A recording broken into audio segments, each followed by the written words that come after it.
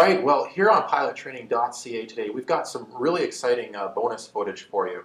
And today, we're here at Plant 4 in Standard Aero, here in Winnipeg, Manitoba. And I've got with me Patrick Guerrero, and he actually is a service engineer here at Standard Aero and has spent a lot of time working on PT6s and various types of turbine engines. So thanks for being here today. Thanks, Aaron. Excellent. Thanks for inviting us as well. No problem. It's really exciting to be here. Happy to do it. Happy to do it. Great, super. So one thing I want to tell you before Patrick and I start to talk about this Rolls-Royce 250 engine that we've got here is I actually want to remind you that it's probably good to take a look at our turbine section on pilottraining.ca. As you look through this engine with Patrick and I, you'll actually have a much better understanding of what's going on and how it's all working. So Patrick, if you can tell me a little bit about this engine and what it is and what type of an engine it is, and we can start to roll through it. No problem, Aaron. What we're looking at here is the Rolls-Royce 250 series engine. And this engine is a turbo shaft engine used in many helicopter applications. It's a gas turbine engine, meaning that it works just like a jet engine does. It uses a compressor section, a combustion section, and two different turbine sections. And through those turbine sections, it will produce shaft horsepower to run the helicopter's rotor system. So when we look at this engine, we're looking at, first of all, so the turbo shaft, as you mentioned. Typically, what type of helicopters might we find it on? The 250 series is often seen on the I can't remember now, the 206, the Bell 206. Yeah, the Bell 206 Jet Ranger helicopter. Okay. It's in various other helicopters as well, but I guess most well known in the 206. Right, okay, so the 206 would be kind of what we'd see. Now, in terms of mounting, you kind of gave a good overview of how, where the air starts to come in and whatnot. So if this was physically on the helicopter, how would it be mounted? Would it be mounted like straight up and down like this, or would it be mounted on its side like we see it here? It would be mounted on its side like so. The exhaust stack on this engine would be right here. Okay. And so the exhaust generally comes out through the top and out the back. Right. And then the engine mounts are right to the gearbox here. So this would be an engine mount, and then we have engine mounts on the side as well. Perfect. Okay. So what I'm thinking of is you have lots of particular expertise on the PT6, right?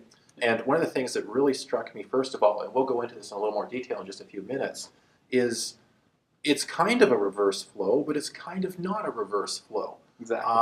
That kind of threw me for a minute. So maybe if you could, let's talk about the compressor section a little bit up front here. Definitely. So that's right here, and that's where the air starts to come in. And tell us a little bit about that. Exactly. So the compressor style on the Rolls-Royce 250 that we have here is a centrifugal compressor. In this case, it's a single-stage centrifugal compressor. The air would enter the engine through the front here, and then it would leave the compressor radially, and it would scroll out and then progress back through these pipes. I'm not sure if it's visible on the camera there, but there's one pipe in the front, or in this front view of the engine, and one pipe on the back view. So the air is, again, sucked in axially, then shot out radially, and it progresses backwards through the pipes. Very cool. So there's kind of like, I can see here a collector, so this entire collector would be kind of encased around here so that it could collect and go into the pipe, to the back here. Exactly. So this entire pipe is compressed air. Exactly. Okay. So compressed air from the compressor then travels to the back of the engine. If we consider the front to be over here, the air then progresses to the back of the engine and into a single can type compressor system, or combustion system. So in the combustion system, that's where the fuel is mixed with the air and ignited. When the fuel and air mixture is ignited, it causes it to expand. Because the pressure here is higher than the pressure here, the air can only expand in one direction, and that's through the turbines. The turbines are where the energy that was extracted from the fuel is harnessed into mechanical power. And yeah, I can keep going on if you'd like. Or yeah, sure. Actually, let's come around and let's start to look at maybe the burner section that you're mentioning here. Totally. And I'll just kind of move over here, and that's pretty good. So in here, the burner section right here, we can see kind of very nicely that would this be a can type of a burner? Exactly. This would be a can type burner. It's kind of interesting because it is a can type burner here, but then The air, all of the air in the can travels through this annulus here. So it is still a can burner in that there's a single can where all the combustion happens, but then the air all moves out of that one can to the entire turbine.